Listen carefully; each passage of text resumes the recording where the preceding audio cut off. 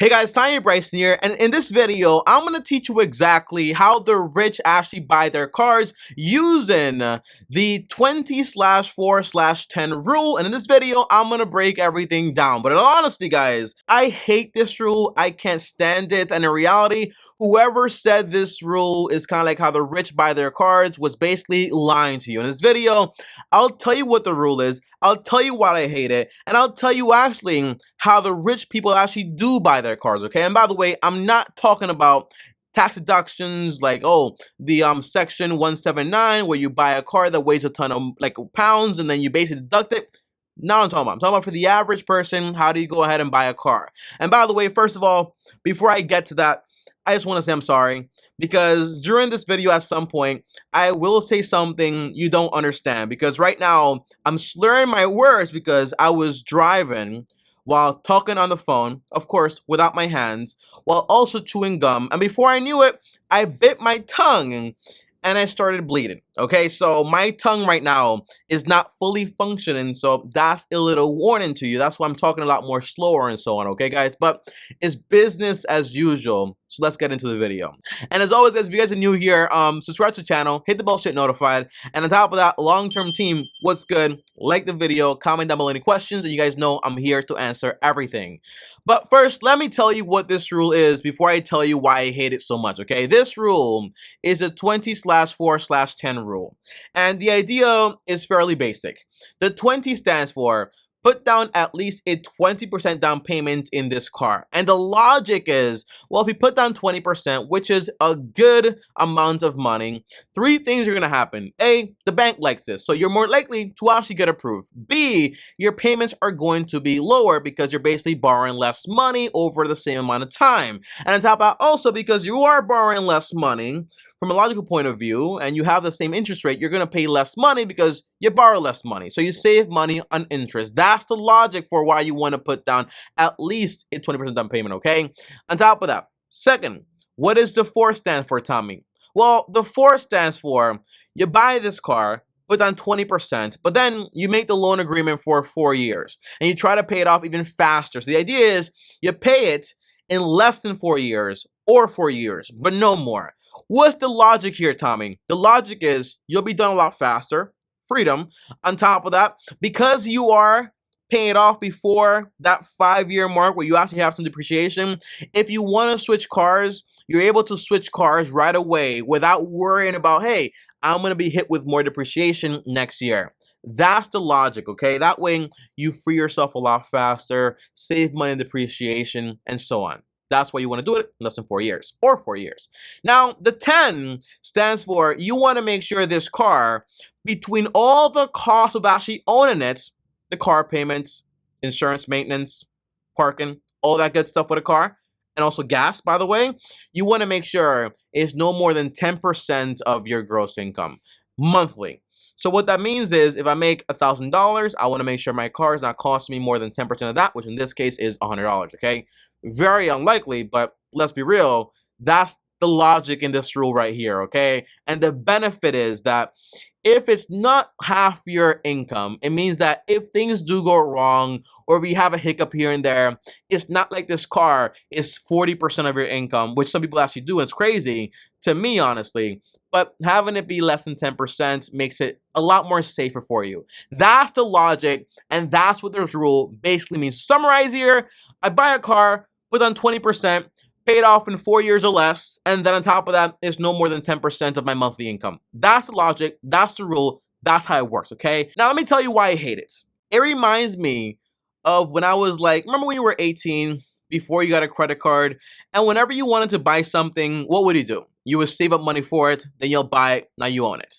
But now, people treat a car like it's buying a house. Like, there's no way, logically, in this world that you're able to afford a car without having to borrow money for it. It's just stupid, okay? You're able to go ahead and buy a car without borrowing money for it by paying cash for it. Tommy, are you crazy? A car costs like $35,000, $20,000. Again, it's not like buying a house, okay? A house, when you buy, I get it. You gotta borrow money. It's a massive expense. And it's not like you can say, hey, I'm gonna buy this little shed over here for $10,000. No, like the average house is like $200,000. But a car though, you're able to find a used vehicle for $1,000 or $2,000, and then you're able to pay cash for that, and then save up money, and then go ahead and say, hey, I'm gonna buy a nicer car and so on. Okay, that's the idea. So it's more like you're capable of actually buying a car for cash, but it's more like I actually want a nicer car, blah blah blah blah blah, safety, blah blah blah blah, maintenance, blah blah blah, excuse. Okay, that's why I really don't like that rule that much. It's kind of like a rule to make sure that although you're kind of gonna turn money and kind of burn it, at least this way you do it in a better method. Okay, that's the deal with the 20/4/10 rule. And you know, that's my gut reaction. But logically speaking though, here's the math behind this, okay guys? So for context here, I did some research because I like doing research, and I found out that the average car payment for a new car right now is $568. So, and by the way, the average new car is like around $35,000, obviously, right? It's a lot of money. But this means that from a logically manner of thinking about this, if the average new car payment is $568 plus including parking, insurance, and maintenance and gas, let's just add an extra $200, which by the way, it's very conservative, more likely to be like $500 extra. But let's just say you're like 80 years old, you pay very little insurance, you barely drive, which is very unrealistic, but let's just say $200 extra, okay? So overall, if you're turned out to pay like $700 per month on this car, well, that means, for example, you have to have an income of at least, well, let me do that again, 600 divided by 0.10 of around $7,000, which, by the way, not everyone has. It's a lot of money. And not just that, it means that in order to put down 20% on a $35,000 car, you need $7,000, which in my opinion is a lot of money. Like with that amount of money, you can just go out there and just basically buy a good, decent used car. That's the logic there. But tell me, what if I buy a used vehicle? Well, I did research on that too. And the average car payment for a used vehicle is around $392. I look over here because I have my numbers here and I want to get everything correct. So that way I'm not giving you guys wrong information, okay? But $392 is the average car payment. So again, let's just say, well, $392 plus $200 extra. Conservative, by the way, very conservative. That's $592, which basically means I have to have an income of around $5,920, which, by the way, the average person does not have. Again, a lot of money. And again, the average car payments or car price for a used car is $21,000 to $20,000, okay, or $22,000, okay, which basically means you need like $4,000 to $5,000 for that down payment on that car. And by the way, it's one of the fastest ways. If you buy a new car, spend $35,000 into $20,000 in 4 to 5 years, because depreciation is crazy. And that's why when people buy used vehicles, usually 4 to 5 years old, they buy for $21,000 to $20,000, okay? Because that's the depreciation that just happened. 4 years ago, 5 years ago, that car was worth $35,000, okay? But anything with wheels and motors, it just goes down in value like crazy. So knowing this, guys, and knowing the facts, okay, which are that this rule is not really that great, honestly, and it's kind of like a rule of thumb, but it's not a good one, in my opinion, using the math and the research, okay? So what do rich people actually do? Well, rich people follow the rule of 3. All right, you see, that's interesting, right? The rule of 3. I made up that name just now because I know people love rule of thumbs, but it's just a few little rules that you actually follow, and I just combined it into 3 to make it a lot more, you know, like a lot more fancy or whatever. But the rule of 3 basically says, first of all, they buy used vehicles. These are facts between the age of 4 to 5 years old. The logic here, there is a depreciation curve, which I can show you a picture for right here, which basically means in the first 4 to 5 years of a car, the value goes down by around 50 to 60%, a lot. So when you buy a used vehicle, guess what? You buy it at the tail end of the depreciation, because the first 4 or 5 years, it goes like this, but for the, by the way, just a direct line like this, but for the next 5 years, extra, it goes like this instead. So a lot more slower and a lot more predictable. So instead of losing 10% a year, you're losing like 3 to 5%. It's still gonna go down, still liability, but not that crazy. So by buying used, you get to have the first person that owned it and bought it and go through all the depreciation and all those headaches, okay? And then you buy it and snoop it up for a very good price. Second thing in the rule of three, okay? They buy quality, not brand. To be honest, guys, and let's be real here, when you hear quality, what do you hear? Or what do you think about, okay? Because you hear quality for sure, unless like you can't hear. But what do you see when you hear quality, right? In my head, because of advertising and marketing, I see, honestly, Mercedes, Lexus, Rolls Royces, I see Lamborghinis, Ferraris. I see that and I think about quality. But in reality, that's just marketing. The way rich people see quality is with facts. So they see quality as reliability. What are the odds this car is going to shut down and leave me on the side of the road? And the most reliable brands right now are Toyota, Mazdas, and also Hondas. Are these sexy cars? No, they're not. But they're very reliable. The facts show that. And they last between 200,000 miles to 250,000 miles. And by the way I drive, by the way, and yes, I bought a used vehicle, so it was 7 years old, not just 4 or 5. I bought it at the way tail end of depreciation. But on top of that, the vehicle I bought it with like around 99,000 miles, okay? And because I only drive like 12K miles a year, I can get like easily another 8 years out of this car, okay? That's the cool thing, reliability. Again, I drive Toyota Prius, okay? 2014. Is it sexy? It isn't, but it got me a very pretty girl. Well, I got the girl before the car, so if she saw me in that car, she might have ignored me, okay? But it's a nice car. I like it, all right? And the third thing is that they pay cash for the car. And on top of that, the car is usually no more than half their annual income. It means, have you ever seen somebody that makes like 40K a year but just bought a $35,000 car? It's the most stupid thing ever, okay? The little rule of thumb is you want to make sure you have no more than half value in cars than it is, for example, your annual incomes. If I make like $30,000, I want to make sure I don't have 15K or more in cars. That's the idea. And I paid, by the way, information here, I paid $9,000 for my used Toyota Prius, okay? And the good thing about when you're buying a used vehicle from a quality manufacturer, and on top of that, you pay cash for it, and also there is no car payment on it, okay? It's reliable.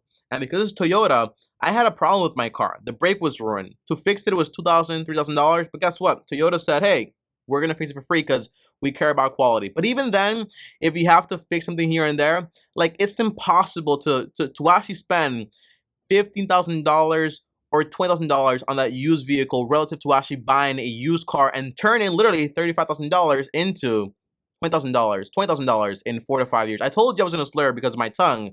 So I warned you, okay? Now, the last thing, guys, that's the rule of three. You know it, you follow it, because rich people do, and that's what they really do. And that's what I'm trying to do also. And I follow the rule, and it's working out great for me. Now, the last thing is that that's not the end of it, okay? Because I also learned a very valuable lesson from the $352 million man, which I will reserve his name for now, but I'll tell you the story, okay? The story is hypothetical, it's fiction, it's not real. But it makes a lot of sense, okay? It's about these two employees that work at Walmart, and they make the same amount of money. And the first employee is called Big Belly Bob, all right? Remember his name. And the second employee is called Sally. She's a girl, obviously. Now, Big Belly Bob is like a lot of us, okay? He just wanted to buy a car, and he didn't ask, can I afford this car with the price? He said, I can afford this monthly payment, all right? And he bought a yellow Ford Mustang. And he loved that car. And for the first few days, the girls gave him some looks. His guy friends and, you know, the girlfriends also said, hey, yo, that's a nice car. We like it a lot. But a few months later, okay, after a few coffee stains here and there, the car smell wore off, and also some dings and scratches here and there. Well, he said, yo, I don't really like making this $568 car payment per month, but he stuck with it for the next 5 years. That's how crazy it is. Now, 5 years later, he has this piece of junk, basically, and he turned $35,000 into $20,000, just like that, because that's how depreciation works. And he's like, wow, I did that, okay? Now, Sally, though, she bought a used Toyota Corolla for around $5,000 and she paid cash for it because she saved up money and paid cash for it, meaning she doesn't have that $568 car payment. And what did she do with that money? She put that money and invested into her retirement account. Well, not retirement account, just in normal investment accounts into index funds, and she made around 12% a year on that money. Now, 5 years later, fast forward, Sally has $48,497. And the story does not end there because Sally now can go ahead and put down a down payment for a house. Okay, like something that's actually expensive, okay? A house. And she still drives her car, it's still solid, takes her from point A to point B, and it's awesome. Now, the story does not end there, okay? Because once Big Belly Bob saw this, he got interested in Sally. He went to Sally, tried to talk to her, showed him some pictures of the cool car, and she was like, I don't really care about that. And she kind of fell for this real estate investment guy that had his stuff together and so on. So, but I do want to say though, Sally did the right thing, but it's also not too late for Big Belly Bob. Because a lot of us are Big Belly Bobs. I have to admit, true story here. Before I bought my Toyota Prius, I was going to buy a Mazda 2019 GT. I forgot the model, okay, but it was like a $22,000 car, like super expensive. I was like, are you crazy? And thank God it did not work out because now I have a car, no car payments, not a lot of money, and I put that money to work in investments. That's the idea, guys, and that's the story. So if you ask me, Tommy, how do I buy a car if I don't have any money? You save up for it. And in the meantime, you buy a beater car and you use it until the wheels fall off or until you have enough money to go ahead and buy a decent enough used vehicle.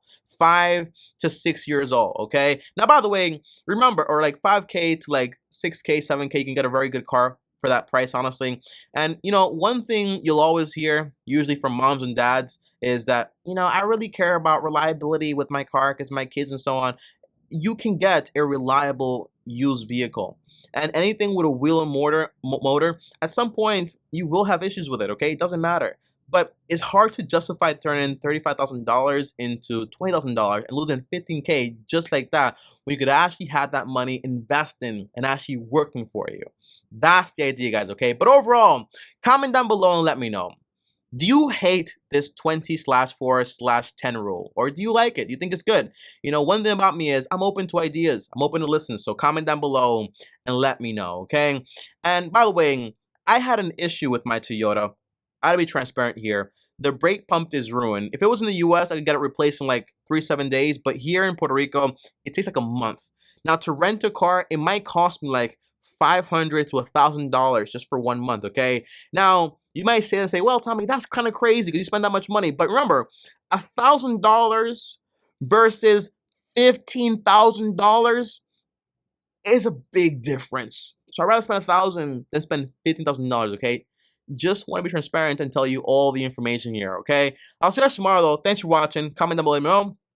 As always, like this video, subscribe to the channel, hit the bell so you're notified, and thank you for watching this video, although I've been slurring my words a lot. I sound like a snake, okay? On top of that, if you want to DM me on Instagram, Tommy Bryson, or you can actually call me one-on-one, talk for me for free. Link is down below. Up here is more channels, well, more videos on this channel, and here is my face. Click it and subscribe to the channel. See you guys tomorrow. Long-term team, out.